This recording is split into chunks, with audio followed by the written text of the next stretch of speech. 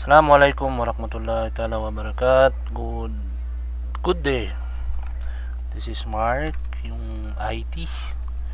So, gumawa ko ng recording para magkaroon ng clear insight doon sa ginawang network doon sa Lantaka, no? Okay, para ma-clear. So, ito yung internet natin, yung sa PLDT. Ito yung source ng internet natin, PLDT.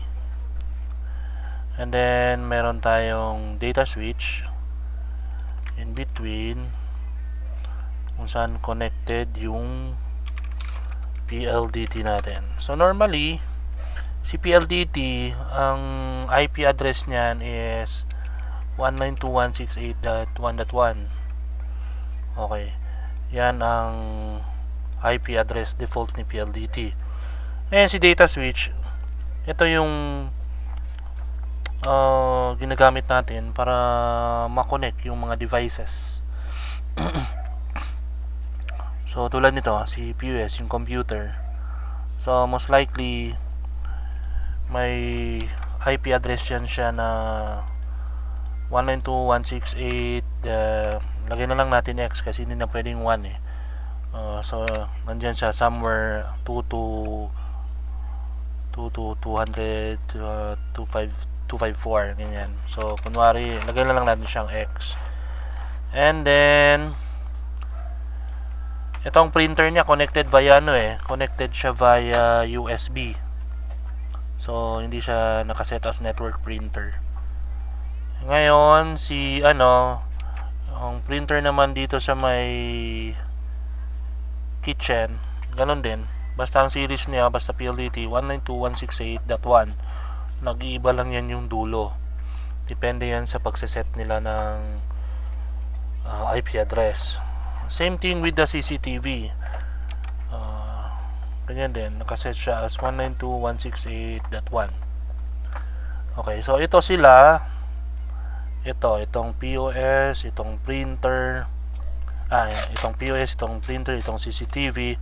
So, pwede yan sila, nagkikita-kita yan sila. Pwede silang mag-communicate to each other. Kasi yung IP address nila is nasa isang subnet lang. Yan, 192.168.1. Ngayon, meron tayong router isa, yung para sa bandwidth management natin or yung ginagamit natin sa voucher. So, normally, ang port 1 niya is papunta sa PLDT kasi source yun eh. Yung source ng internet natin is PLDT. So, automatically, yung address niya dito sa port 1 is 192.168.1.1. And then, meron tayong Wi-Fi, built-in niya Wi-Fi. Ang iniba ko to para hindi mag-communicate, hindi maka-access yung mga customer dito sa mga critical na gamit natin. So, itong port 2, 3, and yung Wi-Fi built-in niya, yung IP address niyan, sinet ko yan siya as ito, 10.0.0.1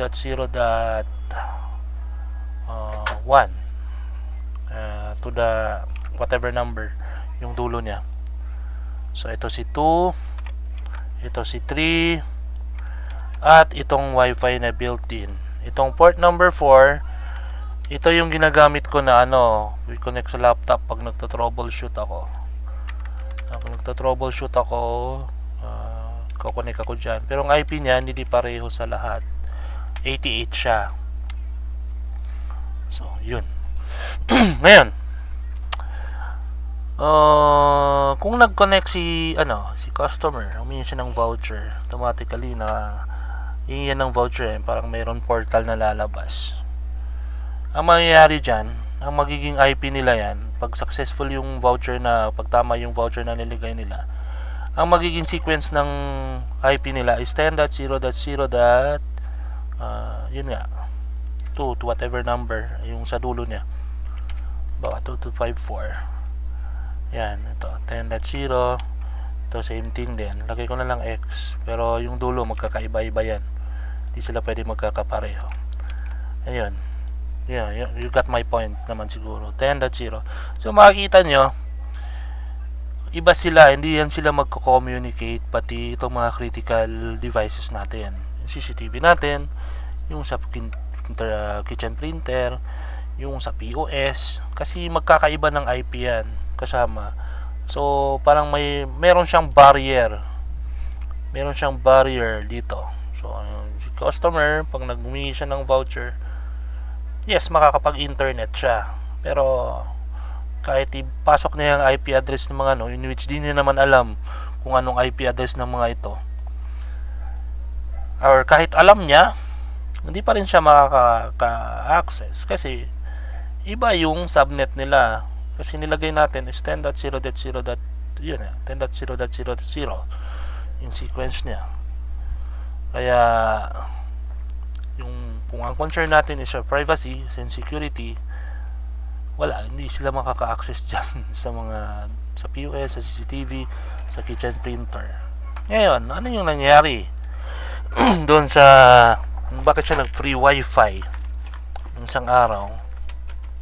Kasi itong port number 2 and 3, intended to siya for sa kung halimbawa mag-extend ng signal sa wifi.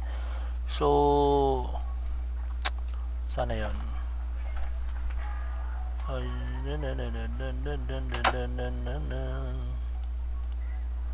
Ito, port 2 and 3, naka-reserve to sinet ko siya for paglagyan ng pagsaksakan ng antena. Bawa, mag-extend ng antena, pareho dyan sa main branch, marami tayong access point. So itong si port 2 and 3, dito natin ikakabit si access point para lumawak pa yung bawa, may access point, hanap ka ng icon ng access point para mas clear, no? Ano ito, lagay tayo ng access point. Ito na lang, color white.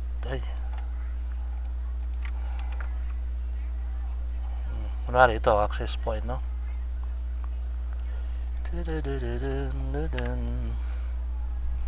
So yan, connected siya dito, port 2 and 3. So ang purpose niyan is dyan i-connect yung access point para mas malawak yung Pero since wala naman, vacant yan siya. Parang niready ko lang siya kung in the future magdadagdag ng panibagong access point, ready na siya. Ang nangyari kasi, isang araw, nagkabit sila may isang cable kasi doon, yung dating ginagamit para sa printer, network printer. Naka-label kasi yun ng post printer. So nagkabit sila from here. I don't know hindi ko naman nakita pero nung nagpunta ako doon, andun na siya connected siya. It's either port 2 or 3. So port 2 and 3. So nagkaroon ng, kahit hindi siya maglagay ng voucher, kasi ito internet to daluyan ng internet to. So nilagyan to ng cable galing dito, kaya nagkaroon ng internet kahit hindi nag-insert, nag-input ng voucher. Kaya yun, nag-free wifi siya. Pero kung titingnan natin, kahit nag-free wifi siya, hindi pa rin to ma-access tong mga ito kasi as I have said, magkaibang subnet sila yung IP ng voucher natin is 10.0.0, whereas sa kabilang naman, yung mga POS at CCTV is 192.168.1. So ginawa ko kanina, tinanggal ko yung cable na yon. Tapos itong port 2 and 3, yan, dinisable ko na yan. Saka na lang i-enable pag kailangan. Wala na, nandyan siya physically, pero disabled siya. Ngayon, kung may magkakabit dito, ewan ko na lang, dapat bantayan. Dapat isa lang nakakabit dito yan. Ngayon, another concern, although wala naman yun sa namin, sa scope, dalawa daw ang printer sa kitchen. Parang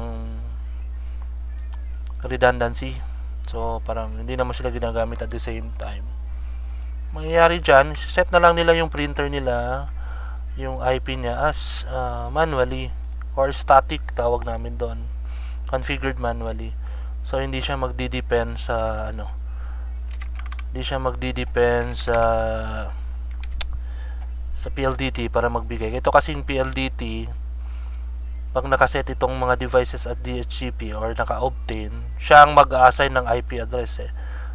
So kung nag-blackout or nag-change power, pwede mag-iba siya, pwede magpalit 52, 53, and so on and so forth. Pero kung nakaset yan siya manually, hindi yan siya mag-change kahit nag-blackout pa siya. So ang gawin na lang siguro ng vendor, set nila lang same IP since hindi naman sila ginagamit at the same time. So hindi sila magko-conflict. Yun. So in summary, etong voucher natin, kung saan nakakonect yung mga customer, yung IP nila is different. Magkaibang subnet sila with the devices, mga critical devices like POS, CCTV, printer, etc. ng mga ginagamit sa restaurant. Hindi sila makakapag-communicate to each other. Ito walang access. Ito pang internet lang talaga. So yun. So sana clear yung explanation ko. If ever hindi man, you can call me anytime for verification or violent reaction. So that's it. Assalamualaikum. Syukran.